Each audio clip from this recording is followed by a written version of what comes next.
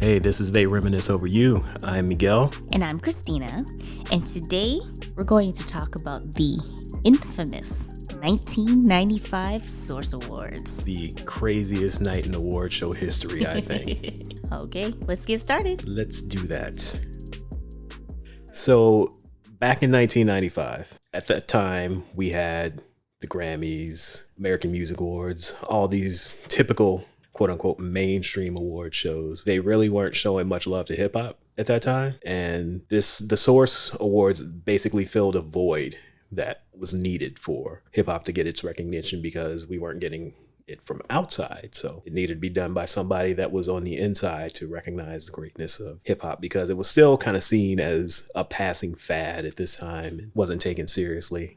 The Source magazine was like the Bible of hip hop at the time. So their word was golden on the streets. Yeah, so hip hop artists would really want to be recognized by them. Yeah. I mean, people were trying to get those 5 mics reviews. So imagine getting like an award from them. Exactly. Right? Well, you see how it took the Grammys a while to even add a rap category. It was like the late 80s. Yeah. But even so, they were giving it to artists like Will Smith, right, Fresh Prince and Jazzy Jeff and Tone Loc. And, while they have their place in hip hop history too, they definitely represented like a certain type of rap, sort of like the safe, softer, shall I say. And you even see to this day that the nominations and categorizations of not only rap but like R&B music and just basically black music in general is still confusing. Yeah, like they still can't seem to get it right. And so definitely back in the mid to early 90s, we definitely couldn't expect something like the Grammys or the American Music Awards to even be able to award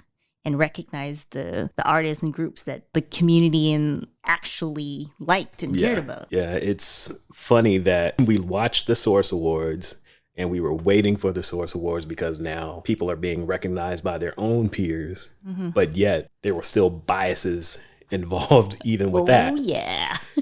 So basically, at that time, it was kind of a culture war going on in hip hop music where if you were outside of New York, New Yorkers did not really care about what you were trying to do, which is weird because it's not really different sounding. Like sonically, the music sounded a lot like what was happening in New York. I disagree there. It sounds different.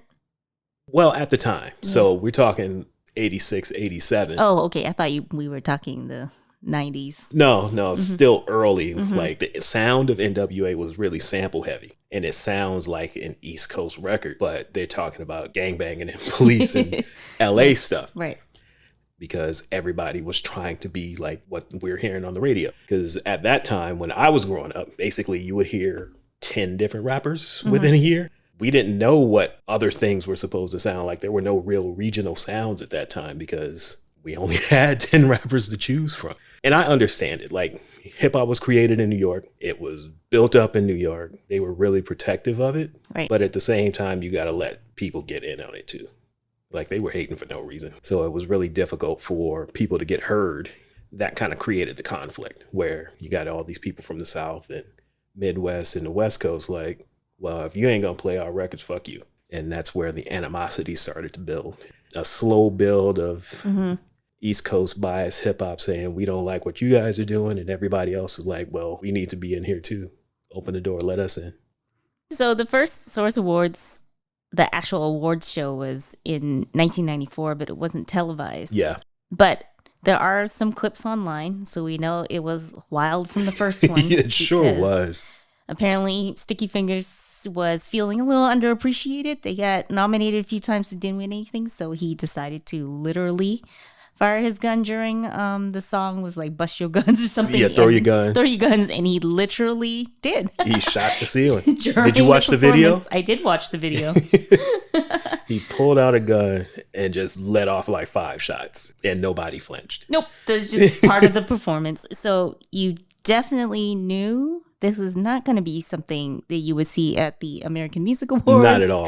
The Grammys. I mean, this wasn't televised, so I'd never seen it until now. But you have sort of, I guess, the stage set for the type of environment it's going to be. And then you have that East-West stuff brewing before the 95 awards. Like the 94 awards had that moment with Onyx. And you also had the incident with Tupac coming out performing out on bail in the middle of Tribe Called Quest accepting an award. Yeah. The music just starts and he rushes on stage and they're like, the hell, we're getting an award here. So that basically set the stage of what was going to happen in 96 and moving forward. 95. 95 and moving forward when it comes to the Source Awards.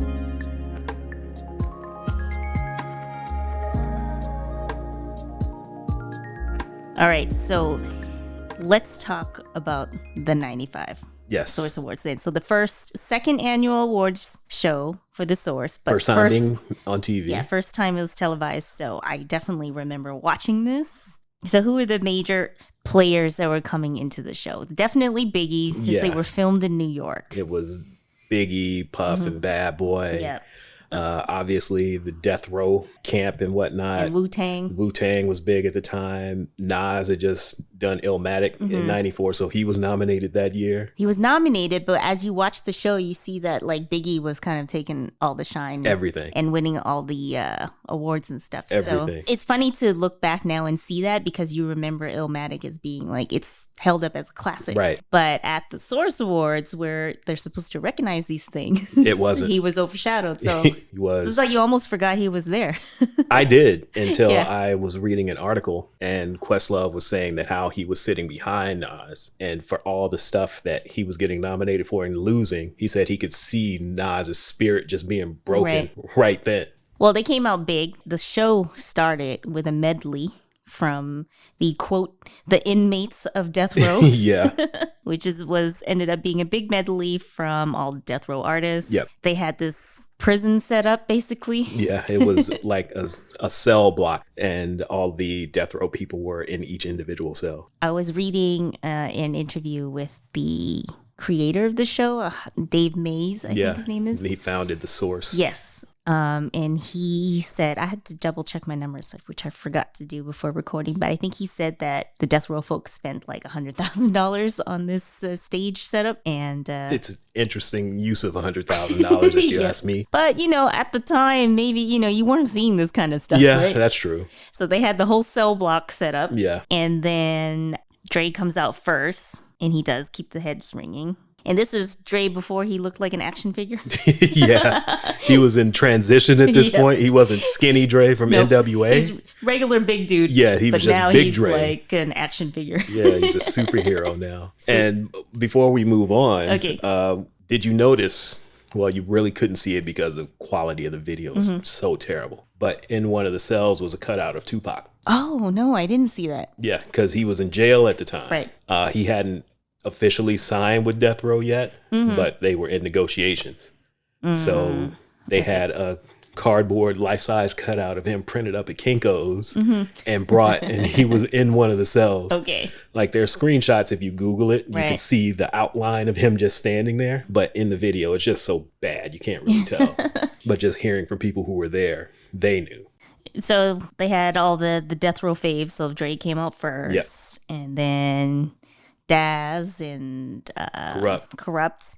And then every crew got to have one girl, right? So of course, Lady of Rage comes out with her Afro puffs. Yeah. I almost died seeing Nate Dogg coming out to Outstanding. Yeah. I mean, he was singing Ain't No Fun, but the instrumental was outstanding by the Gap Band. What's funny, though, is, and I'm sure you notice it, but as they're coming out and performing, nobody in the crowd was moving. Everybody's just sitting there staring like, get off the stage. Because, again, this is filmed in New York. Yeah. Just put Biggie and Wu-Tang on the stage. Yep. That's what we're here to see. Like, everybody got a response from the crowd except Sam Snead. When he came out and did Recognize, it was like, oh, we like this. Like, Sam Snead? The one person I didn't know, I was like, who is this guy? Like, Sam Snead, of all people, gets the response. Not Dre, not the Dog Pound. Yeah. Sam Snead. And then you get DJ Quick performing. Oh, man. I want to dedicate this to my fiance, MC8.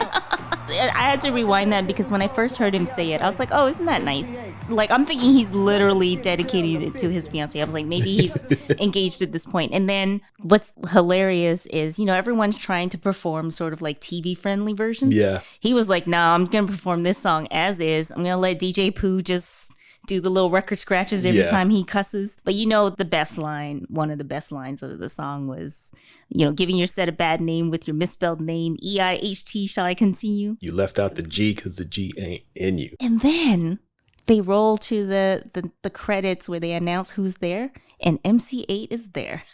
Yeah, not only was he there, if you go back and look at these performances, everybody's kind of working the stage. He's looking at him, isn't he was looking and pointing right at MC8. I saw him do that while he was performing, but I thought he was just working the crowd. No, he was talking to MC8. He walked right to the front of the stage and pointed at this man and talked about him for 2 minutes. And I'm certain that he decided to perform that song just because he knew he was going to be there. Of course. That was no accident. And we can't forget about Snoop's dramatic ass entrance.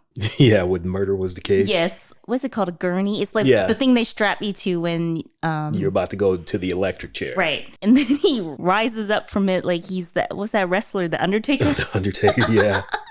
They come rolling him in on this slab. But he did get the biggest response of everybody. He did. I mean, you know what? At that time, I was heavy into New York East Coast rap. But I did listen to Doggy Style all the time. Doggy Style and Warren G. Yeah, obviously. We'll tell this story some other time, but she's probably the biggest Warren G fan. Well, at the time. At the time. Yeah. I mean, I like Regulate the album. I still listen to it, but I was a big Warren G fan, which is funny because, again, like I was saying, I was huge East Coast. So 16-year-old me watching the Source Awards was like, yeah, Wu-Tang and all this stuff. I'm like, fuck Death Row. Oh, God.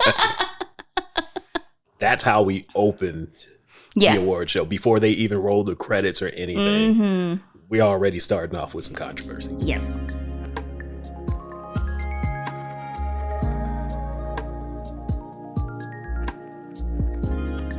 All right, next up after that, Outkast. They're nominated for Best New Artist. They give the list of people who are in the category as well as Bone Thugs and Harmony, Smith and Wesson, Ill and Al Scratch. How? Ill and Al. At the time, Where My Homies was big. That's one song. It was, but it was big enough to get them nominated. Again, remember, there weren't as many rappers around to choose from either. I guess. So of that foursome, Bone Thugs, Outkast, Ill, Al Scratch, and Smith and Wesson. Right. You got Kid from Kid and Play and Salt and Pepper announcing. And Spinderella. Actually, I just want to note something. Okay. You know how their biopic just came out recently, and there's this like beef with Spinderella saying how she was left out of the project. Mm-hmm. I don't know if you noticed, Spin was standing off to the side the whole time. Yeah, it was just the two of them and Kid talking, and she was just there. And then Salt and Pepper were like, "Oh, remember when we used to be whatever their old group name was?" Yeah. And then Spin jumps in, she's like, "Well, that was 10 years ago, so y'all need to let that go." And then she just spent the rest of the time just off to the side, looking sour. And so it's just funny, like now knowing that they had some issues, that looks so awkward. She's just standing there. I'm sure I didn't notice at the time. No, who would? All right, so they announced the nominees. Yes, and of course, it's smattering of applause when some people are mentioned and boos when others are mentioned. And they open the envelopes. Sidebar. These envelopes, I don't know if you noticed it when you were watching it. It's like they were stapled, welded, and glued shut. Nobody could open any of these envelopes. Oh, I didn't even notice. So that added to a lot of the tension too, because the nominees or the winners weren't announced immediately. Mm-hmm. And that was another one. They finally rip it open and all of them are like, Outkast. It was so... And then you hear, boo. Yeah, they instantly got booed. And it sounded like, maybe it was the boos, but it also sounded like, I feel like I could literally hear people say no as well. You probably could, because I'm sure they wanted Smith and Wesson. It was so underwhelming. Like, you've never seen the presenters be so underwhelming. Yeah. It's one thing for the crowd to boo, but the presenters were like... Hold up. And the winner is... Outkast. So they come up on stage amidst all these boos and jeers and stuff. And you can see in Dre's face from the time he gets up. He is heated. That he was heated. He's clapping aggressively, stalking the stage like a panther. It's like, I hate everybody in this room. And you see Big Boy is trying to be diplomatic. Yeah. He's all like, I know we in New York. I know we're in your house. And he's trying to like say thank you, but also like, I get why you guys probably want someone else to win. But then Andre's just pacing back and forth. Clapping aggressively. The most aggressive clap I've seen in a long time. Yes. It wasn't, oh yeah, we won. He was like, I hate everybody. And also like, you need to clap for us. Right. It did lead to a very important moment for all Southern rappers. He basically, a call to arms? Yeah, essentially. Thank God, just, you know what I'm saying, dead serious, because if it weren't for him, you know what I'm saying, we wouldn't be here. But it's like this, though. I'm tired of folks, you know what I'm saying? Them closed-minded folks, you know what I'm saying? It's like we got a demo tape and don't nobody want to hear it, but it's like this, the South got something to say. That's all I got to say. You can tell like he was so upset because he was trying to think of what to say because he kind of stuttered a bit. It was not a happy moment for them at all. And again, this is 18 minutes into the show. And this is the reception they get winning New Artist of the Year. They're getting booed, and now we look back and they're possibly the greatest hip-hop duo of all time. Right. I know the show was edited, and I'm not sure which order these were actually presented in, but just based on Dre's response, there was a lot of tension in that room because you just look at the crowd and nobody's having a good time at all. So I don't know if it was how they set up the audio equipment, but throughout the entire show, you can just hear just the crowd noise. Yeah. A lot of like... While people are on stage trying to present awards. Presenting awards, announcing awards, performing, anything. You can just hear people talking and yelling. It was just like you can feel the tension. Yeah. I'm surprised no one got hurt that night. Just looking at it from our view, it's like everybody in that room was mad about something. Yeah. Whether they're from the West Coast and the South and they're not getting recognition. Yeah. You got the people from New York and the East Coast mad because everybody else is here. It was a lot going on. Yeah.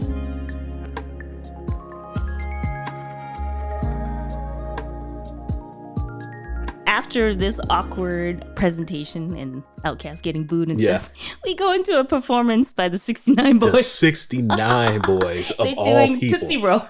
Yes. And it's hilarious. Like, they get booed when they first come out there. People like, get them off the stage. But what's so funny is like, it's this high energy song. Yeah. And down in Florida and stuff, everybody twerks. A whole lot of ground humping and ass shaking was happening at this point. And it was hilarious because you have all these like New Yorkers, these, listening to like Wu-Tang, Biggie type people.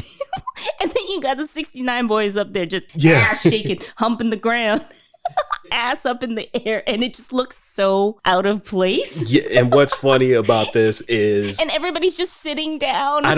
Everybody's not reacting or anything. I don't know if this is some creative editing or what, but they cut to Biggie and he was grooving. Yeah, I mean, when they cut to people in the audience, you can see some people nodding their heads and stuff. I don't think it was creative editing in the sense of like he was nodding to something else, but no one was live enough to like actually get up and dance. So even if you're like nodding in your seat as a performer, I would imagine, especially I'm sure they're used to much more high energy audiences, right? As a performer, I think it would be weird if you're over there with your ass up twerking and everyone's just sitting in their seats. But Biggie was feeling it though. Biggie's like, this is my shit right here. Yeah. But if you look, there's some footage from the 94 events when Luke performed. Although they had girls on the stage too, so maybe that helps. Yeah, that changes things. Because everybody was really into it. But you just got these 4 dudes twerking. Right, humping the ground. Yeah, it just makes it look so awkward. It's like, this is not Freaknik. Not at all. It seems so out of place. Everybody here wearing Timbs and you over here with your Harlem Globetrotter shorts on.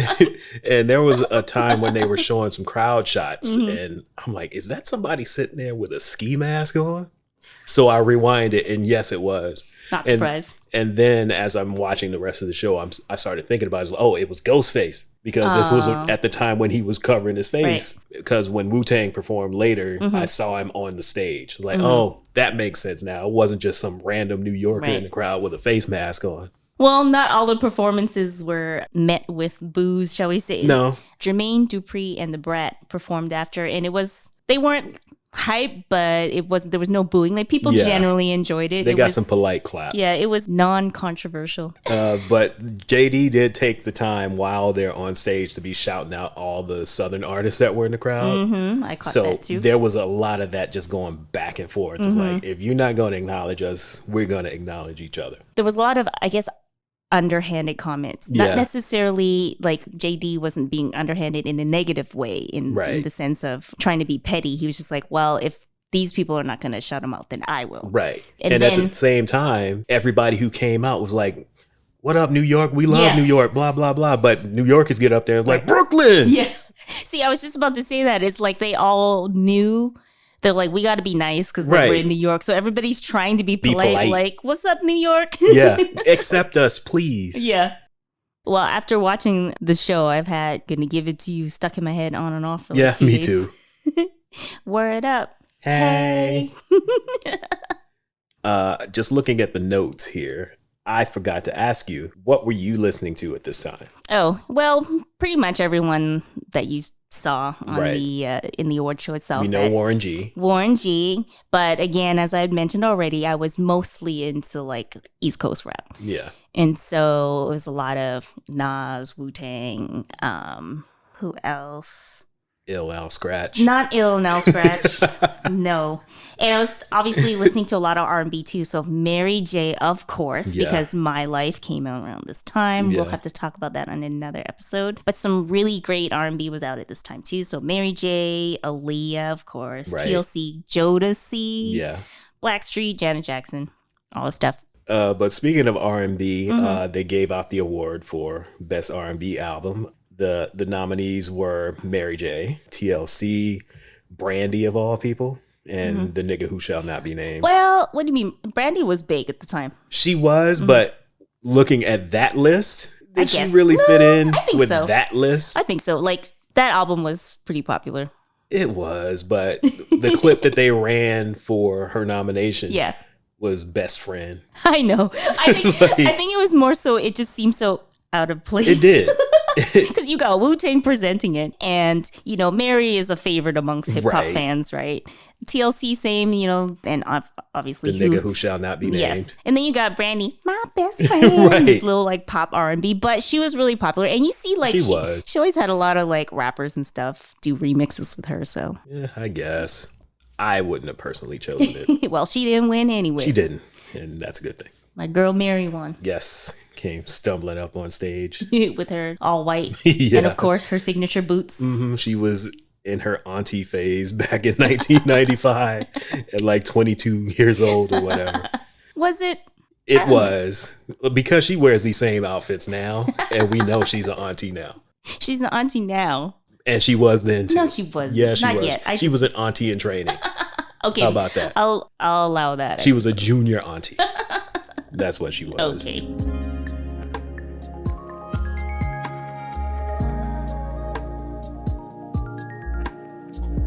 Let's talk about more of the memorable moments. I'm sure you have more on your list over there. So to follow up the Death Row medley, of course, they had to have the Bad Boy. Yeah. Bad Boy medley. Diddy coming out being dramatic as usual. He's on what is it, a pulpit? Yep. And he's saying his little prayer. Head down. You can't even see his face. The nerve of this nigga.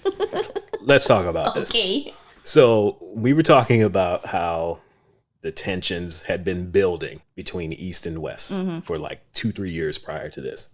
He gets on this stage in front of all these people and says, I live in the East, in the East, in the East, and I'm gonna die in the East. And he's getting up here at the end of the performance talking about, we love the West Coast. We love this. We love that. See, that's Diddy being petty. Yeah, like, how you gonna be like playing both sides right now? You see, I feel like that's Diddy being petty, just him like pretending to take the high road. Yeah. And to this day, he insists that I had nothing to do with perpetuating this East Coast, West Coast stuff. Like, dude, you were getting on stage and doing stuff like this. And I watched a video with Dave Mays, and he was saying that he thought Diddy did that in response to stuff that happened earlier in the night. Right. Well, That's not possible, though, because that was a produced segment while he's sitting there with his head down. So he came there with the intentions of doing that. Unless Dave Mays was just saying he thought that he slipped in that line last minute, because that's something you could, in theory, change last minute. You could, but he didn't have a microphone. Oh, so he was just there with his head down. That's just pre-recorded audio that was being played. I thought that was live audio. So he came into that building with the intention of instigating something. So any chance he wasn't being petty at the end, and that was his way of trying to tone it down? It's probably he saw what was happening in the room and was like, you know what, this might get out of hand, maybe I need to bring it back a little bit. Yeah. It's some shooters out here, because I'm sure they didn't have security. If they let Sticky Fingers get in the year before and shoot guns into the ceiling. Well, Sticky Fingers says security came eventually, but they let him continue to perform after he shot the guns. So yeah, Diddy saying that, I was like, come on, you a hypocrite, dog. Well, with me being like big into like East Coast hip hop at the time, this whole performance was especially memorable for me, more so than the Death Row performance. But the irony of Craig Mack, well, he came out first saying, you won't be around next year. Yeah. Yikes. Famous last words. Mm-hmm.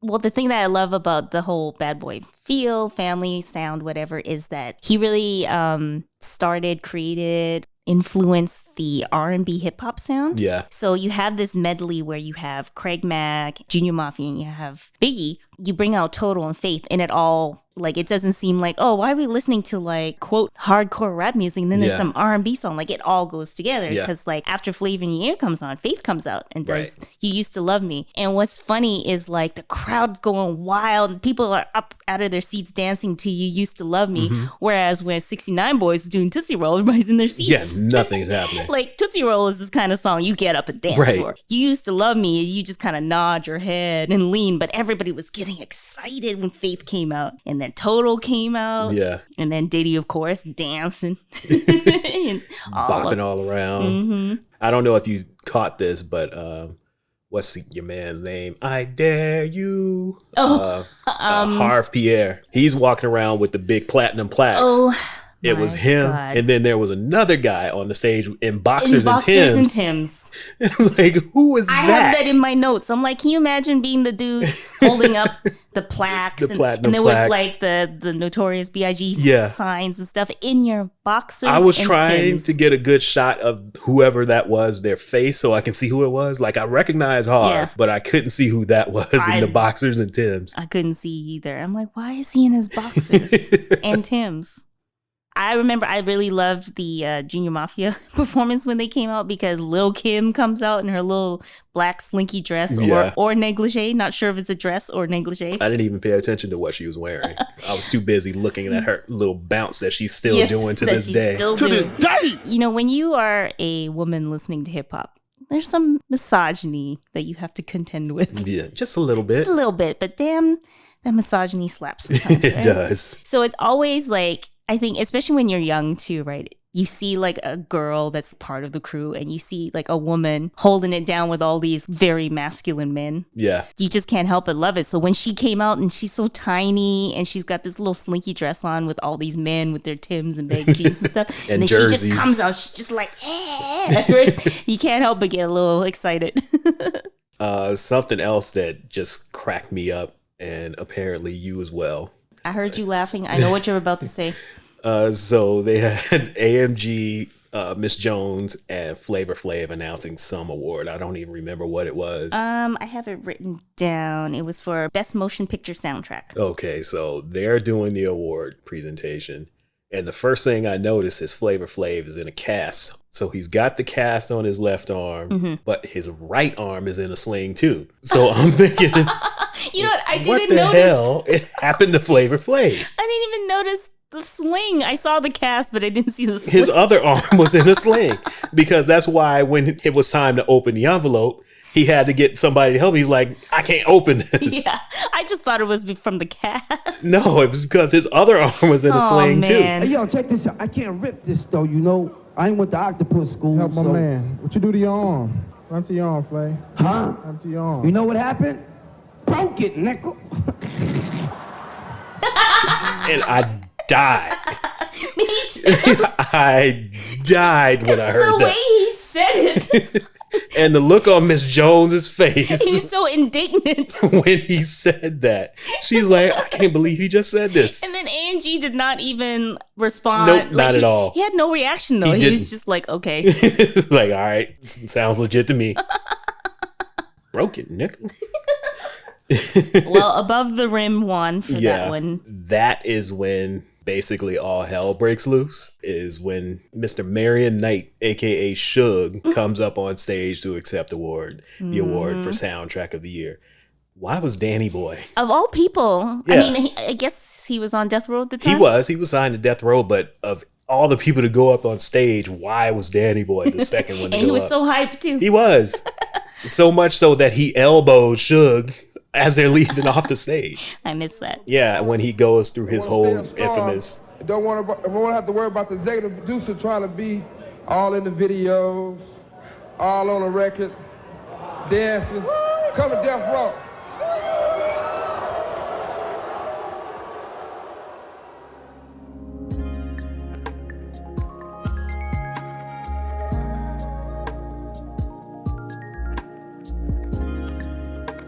We're skipping ahead a little bit, Okay. But to tie this to another story, later when Diddy comes out to present an award, he's like, well, I'm the executive producer that was talked about earlier. And that's when he's trying to, we don't need to be doing this, blah, blah, blah. And we should get along. I love everybody. I would never do something like that. But I'm a die in the East because I was born in the East. Like, you can't be saying both of these in the same show, Diddy. Come on. You know what? I think the more that we talk about it, I really think that he was trying to bring the tone down. Like, I think he was coming out with his chest out, like, I live in the East and die in the East. But I think he started to realize that this might actually be dangerous. Yeah, I get that. And I understand it. But whenever he talks about this, he says that he has never instigated anything. Never. It's like, you started all of it by saying, I live in the East and I'm dying. And I'm going to die. Come on, man. Don't do that. Well, it's funny because it's like everyone was trying to, I guess, tone things down too, because after Suge made his, infamous Come to Death Row, the next presenter for Producer of the Year was Sam Cassell and John Singleton. And I'm laughing about Sam Cassell because of something you told me. Yeah, I saw a comment in the YouTube video for this, and it was left like a week ago. And people are still calling this man E.T. It's so rude. It is. 20 years later, he's still being called E.T. But anyway. Anyway, so John Singleton comes out, and before he even, announces the nominees, he goes into, a little mini speech about this East and West stuff. Gotta, all this killing, we gotta stop it. And like, there's all this noise in the crowd, like the jeering and just general. Basically, I'm surprised nobody yelled out, "Get off the stage, fool!" Yeah, like they just ooh. Yeah. Pass out this award, we gotta say something, all right? We got to kill all this East Coast, West Coast, South, Midwest dissension in rap because, there's a lot of devils out there that would be damned if they could ban it.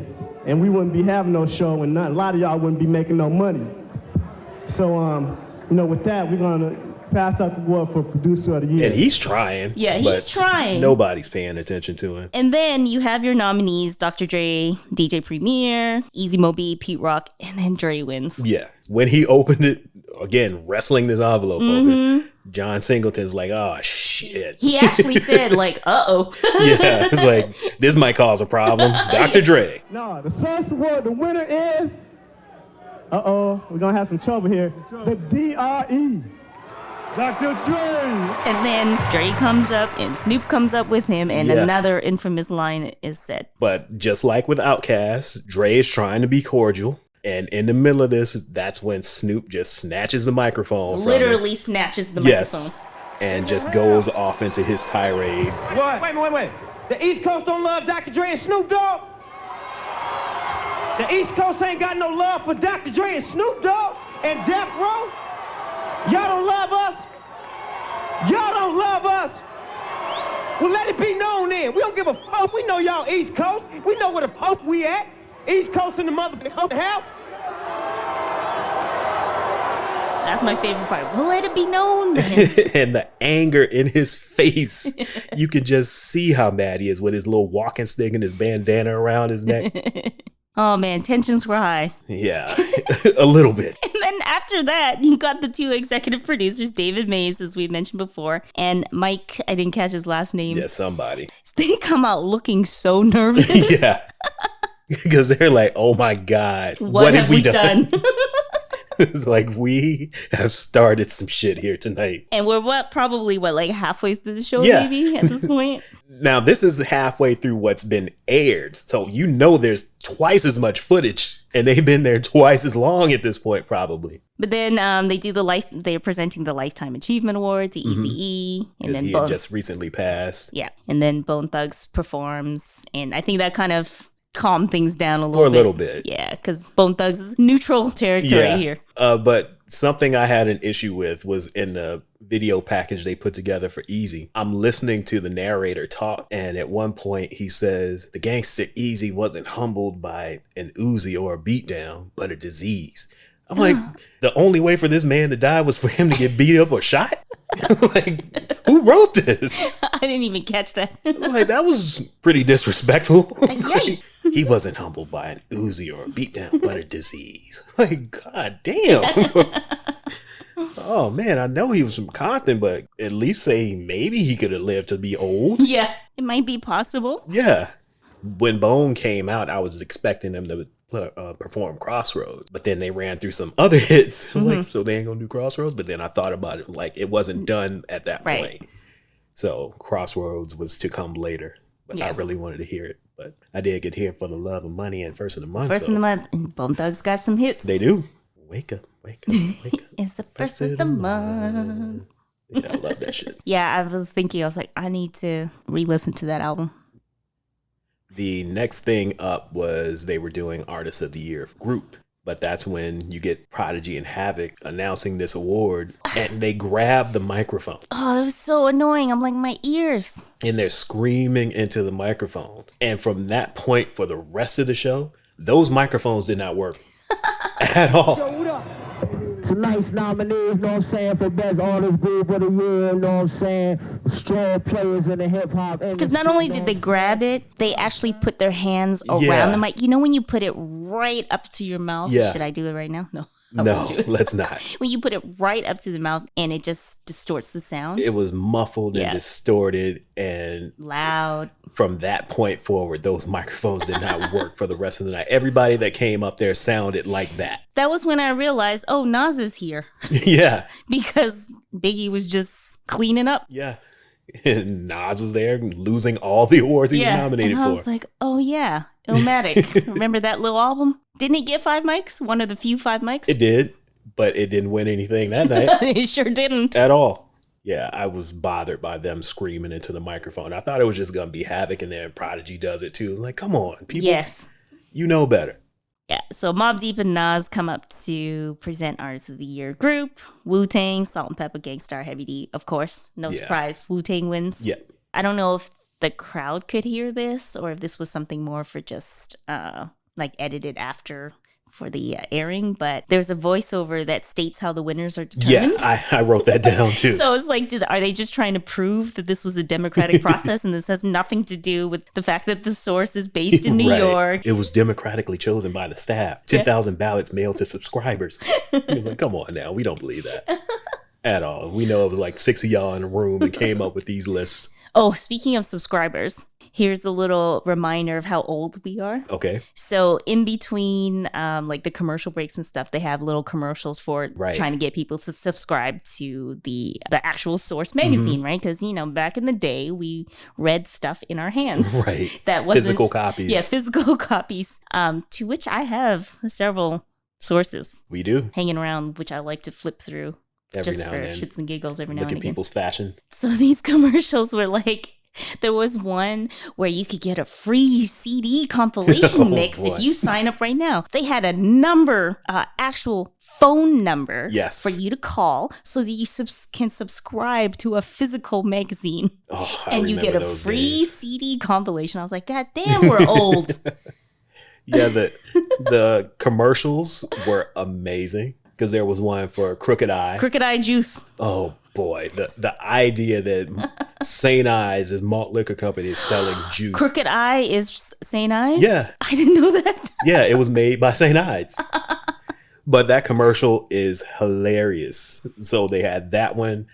There was a commercial for the Dog Pound's dog food album. I'm sure a lot of money were put into making these commercials, but they look so cheap now. They do. Cheap and low budget. Well, just like they allegedly spent $100,000 on that cell block setup. Well, we're now getting closer to the end of the show. Yep. And I think at this point, it is starting to kind of calm down a bit. There's still that sort of general, lots of jeering and just kind of just general noise going throughout. Again, I don't know if it was just how the mics were set up or something, because it just sounded like a lot of, you know, when you're just everything. Yeah, you're just like in a room when there's a lot of people talking. That's what it sounded like, right? So I don't know if that was because people were still sort of like booing and jeering, but I think it was just sort of general crowd noise too. Yeah. But it did seem like things were kind of starting to calm down a little bit. But then you have Single of the Years being announced, Flavor in Your Ear won, and then actually before they announced the winner, so it was Flavor in Your Ear, Thuggish Ruggish Bone, Afro Puffs, and Regulate was nominated for Single of the Year. There are audible boos when Regulate was announced. Yep, sure was. So maybe I take it back in terms of like things were settling down. The boos were coming, and I'm sure this is where you were going with it when Craig Mack won. One of his homies is like, East Coast. Yeah. East Coast. Oh, come on, man. It's like they finally got this room calmed down, and here you are starting shit again. Then it's followed by performance from Method Man. Yeah. So, which was hands down the best performance of the entire show. Because it's a great song. Yeah. Method Man's a great performer. He's got good energy, and he jumped into the crowd and stuff, and so everybody was into it. Yeah, that was hands down the best performance of the entire show, and makes me want to see Method Man live, which I never have. I'm trying to remember. I think I did see him. Yeah, I saw him. Now I can't remember. I think I did see him. Well, I know for a fact that I haven't seen him live. Christina may or may not have seen him live.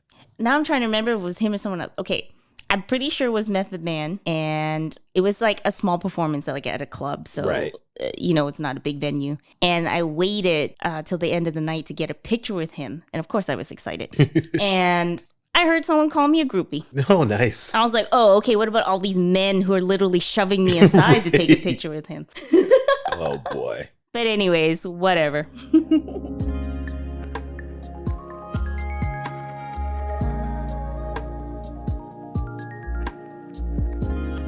So that leads us to the final award of the night, Album of the Year. And again, the nominees were Ready to Die by Biggie. Of course. Nas's Illmatic, Southern Playlist of Cadillac Music by Outkast, and The Diary by Scarface. And the winner was Ready to Die. Ready to Die, because of course Biggie was going to win every category that he was nominated in. And again, all this tension is going on in the theater. Biggie comes up with like 60 people to accept his award. And he's got a bottle of alcohol in his hand, so I guess he's a little inebriated as well. He's feeling good. He's feeling good, so that's when things start getting kicked up again. You can hear the crowd murmuring and people getting antsy and, Brooklyn, we did it. Brooklyn, stand up. And of course, like I said, there's like 60 people on stage with him. Like, Biggie just won. What you gonna do about it? You know what I think also doesn't help? Like, you had this sort of East-West tension or whatever, but you know how hanger-ons are? Yeah, those are usually the ones that start shit. Like, you already have this thing that is brewing, and then you just have people who just kind of want to be around the action. Yep. And so they're in there going, yeah, you know, East Coast or whatever. So they're kind of like making it worse. So that basically wrapped up the 1995 Source Awards, the second annual Source Awards. A lot of shit went down. A lot of historical hip hop moments happened.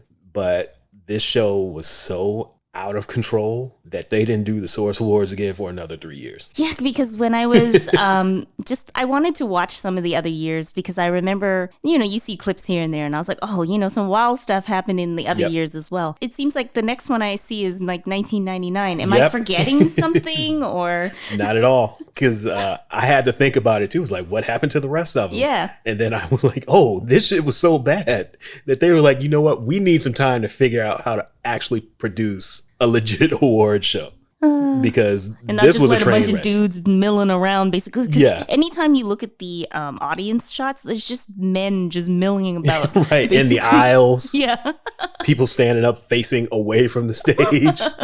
Like, what is going on here? So they had to shut it down for a couple years before they could get it back together. Okay.